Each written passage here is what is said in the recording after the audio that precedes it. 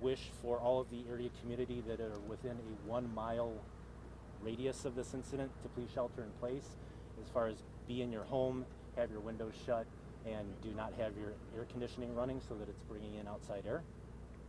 There is no danger to the community. There is no hazardous materials here. It's just that it's a smoke issue, so no one has to worry about that. If you have been in the area and have received that on your cell phone, that means that you are under that, and if you have not received it, then you're not. But if you're about a mile away, that's something that's important. This has been a defensive fire, the entire fire attack, which means that the firefighters were never able to go inside of the building. There was significant structural collapse prior to firefighter arrival due to what occurred inside. What did occur inside is still under investigation, but we do know that the metal frame building was affected greatly regarding its integrity, and firefighters were not able to go in. This is an area without water as far as fire hydrants, so all of the water is being moved by water tenders, which you see going past us right now. This incident has gone to the 5th alarm for the MABUS system, which is mutual aid box alarm system. We have units that are coming from as far away as Kenosha County and as north as Milwaukee and up into Washington. That is, again, primarily not due to the firefight itself, but because of the massive amount of water that is having to be used to extinguish it.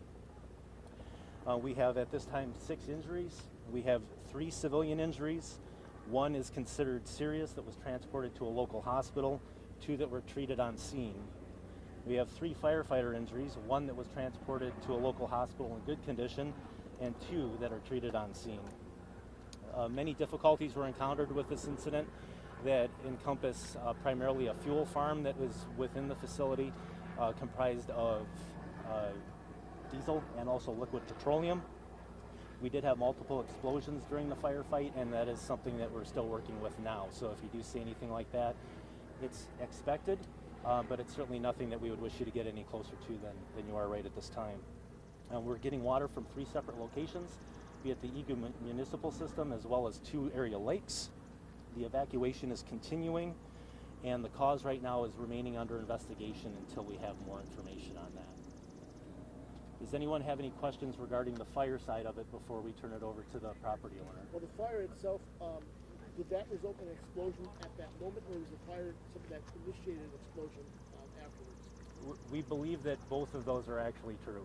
So there was an explosion very quickly after the initial call of fire, and those subsequent explosions continued for approximately 30 minutes after the firefighter and law enforcement arrival.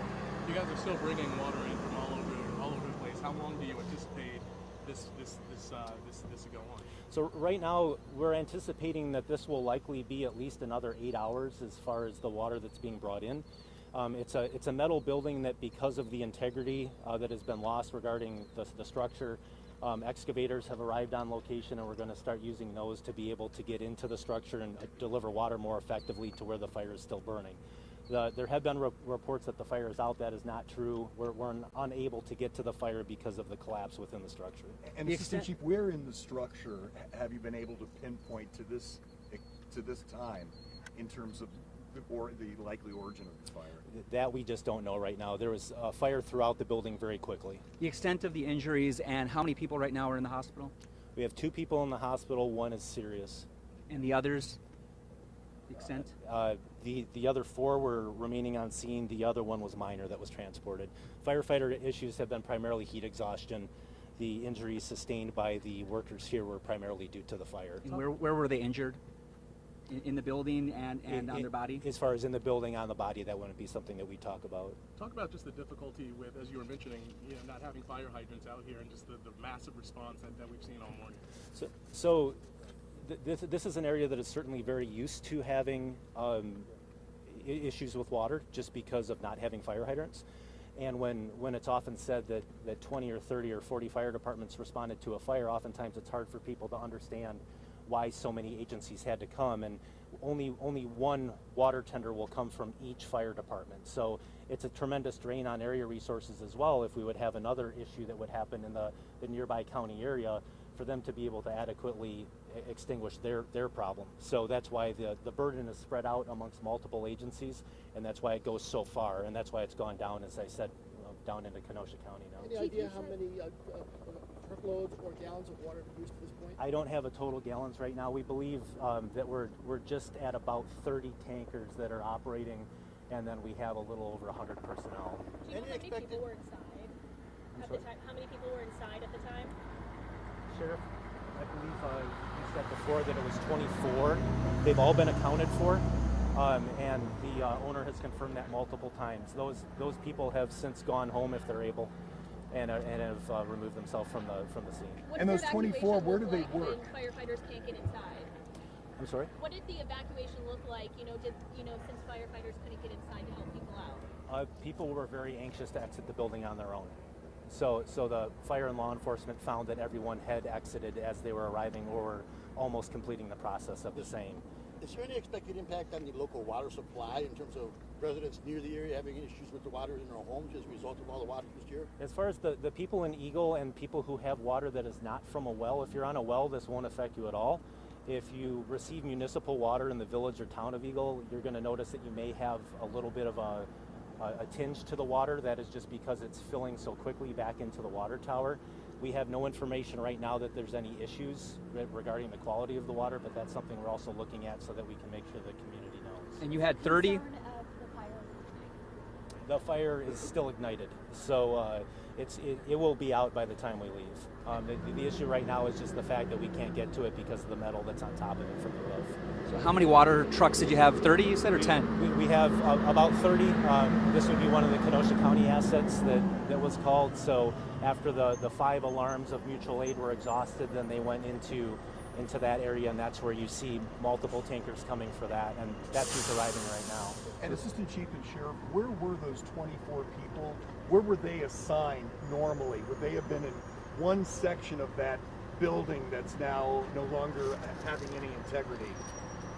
I don't have that information. A business owner may be able to share that or may have an interest in sharing that, but I don't know. So, and again, once the incident occurred, they had quickly removed themselves outside, and including the people who had become injured were also outside on firefighter arrival. Can you just talk a little bit about, how hard it was for firefighters to really get to the bottom of, what started this fire and put it out? This has been a exterior fire the entire time, which is what we classify as defensive. When you see firefighters go inside with hose lines, that's called offensive. It's the determinant back and forth. It was understood that everyone had exited when they arrived. The owner did a fantastic job with his management team to assure that they understood everyone had gotten out, and he placed the importance on his employees far before that of the business. So the initial resources that were committed to this, as far as fire and law enforcement, were tasked with making sure that they were addressing the injuries that had occurred while they were simultaneously starting the firefight, and that's what Kettle Moraine Fire District did. They were very successful on getting water on the fire almost immediately on their arrival. It's just that fire had spread throughout the building so significantly that they realized that they needed more assistance relatively quickly because of this being an area where you have to bring water in. Where are the injured firefighters right now? One is in a local hospital. 2 others are still on scene. It's all been heat exhaustion, and the other 2, after being treated, were able to go back to work. 3 firefighters, 6 civilians, is that right? 3 firefighters, 3 civilians, 6 total. Correct. Any other questions that we didn't cover? As of right now, no. But we're doing our best to get more information on that. We'll update you at 1:30 if we have anything further on it. We have heard it was a broken leg. Is that a serious injury? That would be something that I wouldn't be able to comment on just because of the medical treatment that was provided to that person. In the timeline, one more time, of the fire and the explosion. Can you lay out that timeline one more time? Our understanding is that from the fire and the explosion that started this initial call were essentially simultaneous. So whatever occurred and when it was reported, we did receive multiple calls on this. So there were individuals who were perceiving the incident in various ways, but we know that there was a substantial amount of fire as well as explosions that were occurring at the time that those 911 calls were being made. But again, we can't speak highly enough on the leadership from the owner of the facility as well as the individuals who are working within it. and their immediate action that they took to get people out and to get fire and law enforcement on the way here. The civilians, were they taken to Milwaukee? What hospital? It's a local facility right now, but we're not going to disclose where that is. Will workers and students in the area be able to return to work and school tomorrow? Absolutely. In fact, we have it to the point now where everyone is still able to remain undergoing commerce within the industrial park now. They were evacuated for a little bit, but they're back. But the elementary school students were evacuated and they're still at Palmyra. They're home for the day. So they either went home directly from the elementary school, or they went to, as the sheriff said, to Palmyra High School, and then were brought home from their guardians from that location. Obviously no injuries with any of them, or any issues to anyone other than who was directly involved in this incident. It was purely precautionary on the point of Chief Kugel to make sure that people were out of the area so that we didn't have to worry about anything happening to them. Anything else? With that, I'll go ahead and let the owner of the business talk, and we'll remain available if you have any further questions. Hi, I'm Larry Chapman. I'm the owner of Summerset Marine Construction. Obviously, it's a very unfortunate day for our company, but first and foremost, I want to thank God for keeping our employees safe and for getting them out safely, and the firefighters as well. I mean, they've valiantly battled this fire here today, and very unfortunate situation. And we'll get to the bottom of what happened, but for right now, I'm thankful to God that everybody's alive. It looks like everybody's going to be okay with our employees. That's what I'm thankful for first and foremost, and we're going to get through this. It's a tough time for our company, but we will buckle down and persevere and make sure that people can provide for their families and our customers are taken care of. And again, I'm thankful to God for protecting everyone and everybody in our life. Were you here, or how fast were you able to get here? I was here immediately right after. I was actually on my way when it happened. What was it like driving up to see what was happening? Can't really put it into words. Very, very disheartening. Larry, your workers who were inside, you were told 24 workers, were they in a particular part of the plant working on a particular job? Is that why you had that number on shift there? Well, we own a manufacturing facility as well as we do maintenance on equipment and other things. Yeah, that's about generally what we have in the shop on a given day. And they just immediately recognized, they saw the smoke, they heard the explosions? It was a very succinct explosion that turned into a fire. It was pretty obvious, and they all got out, and one of our employees was very heroic and dragged two of them out right away, and very thankful for that as well. Because they were overcome, the two? Yeah, well, the concussion from the blast was very tough. You know, yeah. He was seriously injured. Just some basic information, age, where he's from. Yeah, he's a younger guy. He's got a broken femur. He's in surgery. He's expected to recover fully, but obviously not a great situation. But we're just so thankful that he's alive. Have you been in touch with them personally? Yes, I've been in touch with his parents. He was in surgery, obviously, so that wasn't. I would be if I could be, but you know. Yeah. Where does your company go from here? Well, that's a good question. We're going to have a meeting today as an executive staff, and we do have a location in Madison that we can rely upon. We'll also we have a lot of contacts in the community where we're going to try and find a temporary location and keep moving.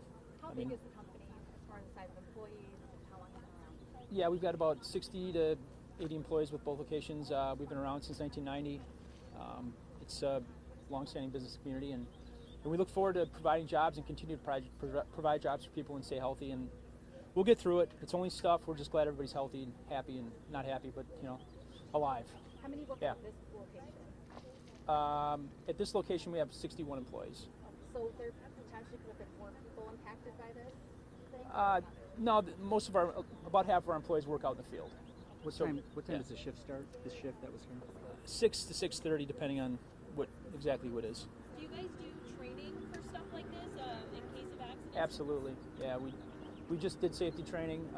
We're all over safety. I mean, and we're not sure what happened. We're going to get to the bottom of it, and we're going to rectify what the situation is and move forward. Do you know what the last fire inspection was? I do not. Did you have an explosion as well, Lauderdale Lakes? No, that was a different company. That was a completely different company. So, yeah. You got welding products in there. You got propane tanks. I mean, do you know anything about the cause of what No, sparked we this? don't know yet. Yeah, that we don't know.